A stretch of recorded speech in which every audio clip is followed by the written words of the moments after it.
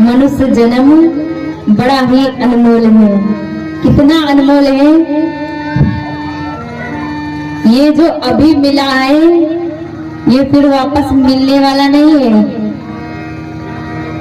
कहते हैं 84 लाख योनियां होती है ना, 83,99,999 में एक ये जो हम लोग बैठे हैं मनुष्य,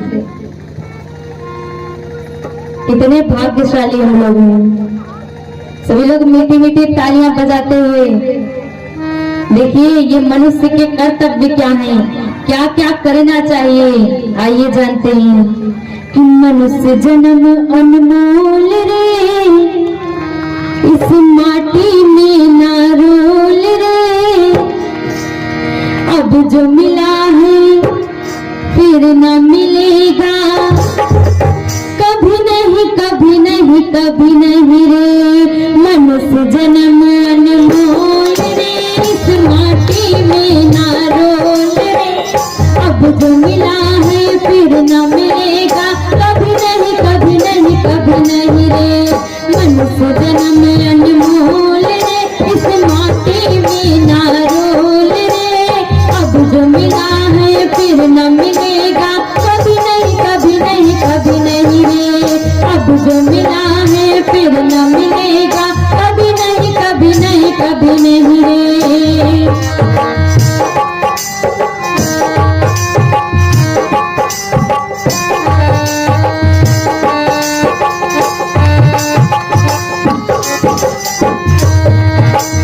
और कहना क्या है, तू सत्संग में जाया कर, गीत प्रभु की गाया कर, तू सत्संग में जाया कर, गीत प्रभु की गाया कर, रोज सवेरे उठ कर बंदे प्रभु का ध्यान लगाया कर, रोज सवेरे उठ कर बंदे प्रभु का ध्यान लगाया कर।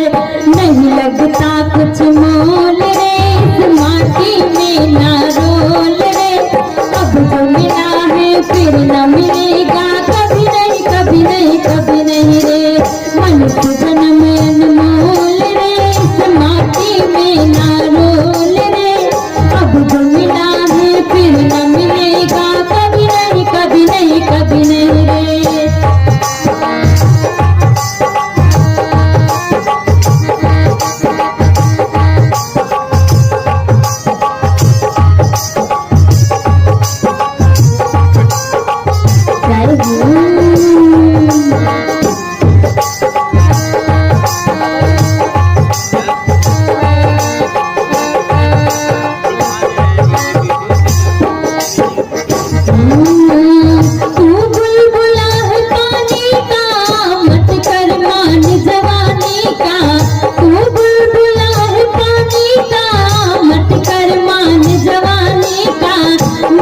कमाई कर मेरे बंदे पता नहीं जिंदगानी का, नेक कमाई कर मेरे बंदे पता नहीं जिंदगानी का।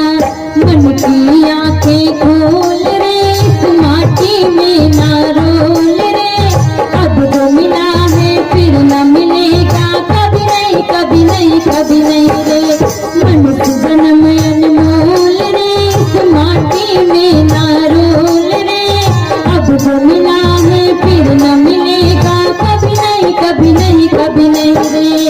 अब जो मिला है फिर न मिलेगा, कभी नहीं कभी नहीं कभी नहीं रे। अब जो मिला है फिर न मिलेगा, कभी नहीं कभी नहीं कभी नहीं रे। अब जो मिला है फिर न मिलेगा, कभी नहीं कभी नहीं कभी नहीं रे। जो ये अभी मिला है ये पता नहीं आगे मिले ना मिले, हमें तो लगता है कि कभी नहीं मिलेगा। अब आप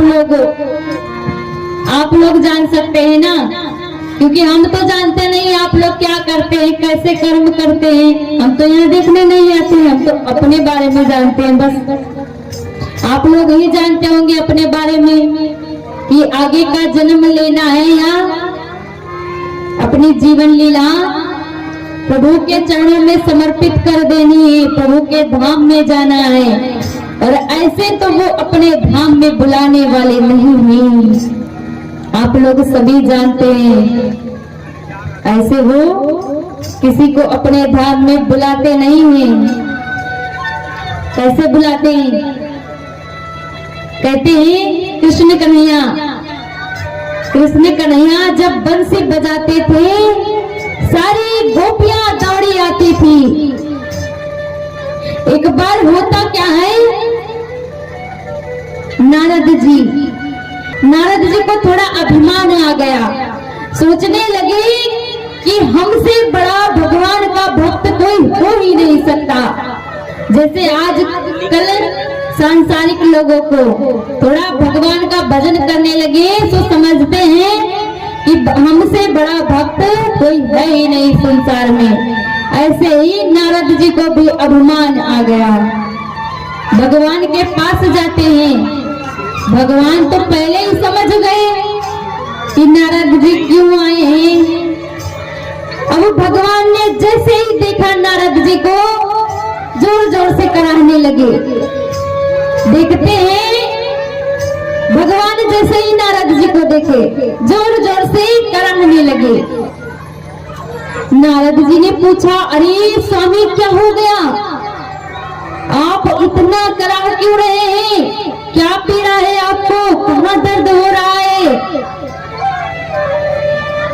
भगवान बोले, श्री हरि विष्णु भगवान बोले कि क्या बताएं नारद जी, हमारे सिर में बड़ी जोर का दर्द हो रहा है। सारे वैद्य हार गए हैं, जितने संसार के वैद्य हैं सब हार गए हैं, वैकुंठ के जितने वैद्य हैं सब हार गए हैं, हमारा ये दर्द ठीक ही नहीं हो रहा है। नारद जी ने बोला, अच्छा बताइए कैसे ठीक होगा, कोई ना कोई तो उपाय होगा ही। भगवान से पूछा नारद जी ने कि कोई ना कोई तो उपाय होगा। भगवान बोले, मात्र एक उपाय है, मात्र एक उपाय है। कौन सा? कहते हैं भगवान कि यदि कोई भक्त हमारा प्रेमी अपने चरणों की धूल लाकर हमको दे दे, हमारे मस्तक पर लगा दे, तो हमारा दर्द ठीक हो जाएगा। अब नारद जी अपने आप को मानते तो भगवान का बहुत बड़ा भक्त है, बहुत बड़ा प्रेमी मानते हैं, लेकिन चरणों की धूल कैसे दे सकते हैं? क्योंकि जिसको भगवान के मस्तक पर, जिसके चरणों की धूल लग जाए, उसे क्या स्वर्ग में जगह मिलेगी? उसे तो नरक में ही स्थान मिलेगा। भगवान के चरणों में, भगवान के मस्तक पे कौन चरणों की धूल लगाने के लिए दे? सारे संसार में नारद जी भ्रमण करते रहे, कहीं कोई ऐसा व्यक्ति नहीं मिला जो कि अपने चरणों की धूल दे सके। नारद जी थक हार कर भगवान विष्णु के पास आते हैं, बोलते हैं, भगवान सारे संसार में हमको कोई ऐसा व्यक्ति नहीं मिला है जो कि अपने चरणों की धूल दे सके। भगवान बोले, नारद जी आप वृंदावन गए हैं क्या? नारद जी बोले, पूरे ब्रह्मांड में हम घूम लिए हैं, मात्र एक वृंदावन छूटा है। भगवान बोलते हैं, जाइए वृंदावन, पहले वहां से होकर आइए। नारद जी वृंदावन धाम पहुंचे। जितनी गोपियां थी सारी नारद जी के इर्द गिर्द खड़ी हैं। नारद जी से पूछ रही है, समाचार पूछ रही है, कैसे आना हुआ यहाँ वृंदावन? नारद जी पूरा हाल बताते हैं कि भगवान कन्हैया के मस्तक में बड़ी जोर का दर्द हो रहा है और इसका इलाज मात्र एक ही है कि कोई भक्त अपने चरणों की धूल यदि दे दे वो धूल उनके मस्तक में लग जाए तो उनका दर्द समाप्त हो जाएगा। अब जितनी गोपियां थी सारी गोपियां अपने अपने चरणों से धूल निकाल निकाल कर नारद जी को देने लगी। नारद जी बोले, अरे गोपियों, बावली हो गई हो क्या? ये क्या कर रही हो? अरे भगवान कन्हैया श्री हरि विष्णु साक्षात भगवान हैं। यदि उनके मस्तक पर अपने चरणों की धूल लगाओगी तो तुम्हें नरक में भी स्थान नहीं मिलेगा। गोपियां कहती हैं, गोपियों का भाव देखिए कितना सुंदर है। गोपियां कहती हैं, नारद जी एक बात सुन लीजिए हमारी, हमें ये वैकुंठ में या फिर नरक लोक में भी स्थान मिले न मिले, हमें नहीं चाहिए नरक में भी स्थान, लेकिन इस धूल से जो हमारे कन्हैया को पीड़ा हो रही है, दर्द हो रहा है, कम से कम हमारे कन्हैया का दर्द तो ठीक हो जाएगा। इतना प्रेम गोपियों के अंदर था। वो स्वीकार कर लेती है कि हमें अगर नरक में भी जगह मिलेगी हम वहां भी ले लेंगी, लेकिन हम अपने कन्हैया को दर्द में नहीं देख सकती। आप ये धूल ले जाइए, कन्हैया के मस्तक पर लगाइए और मेरे कन्हैया का दर्द दूर कीजिए। ऐसा प्रेम गोपियों का।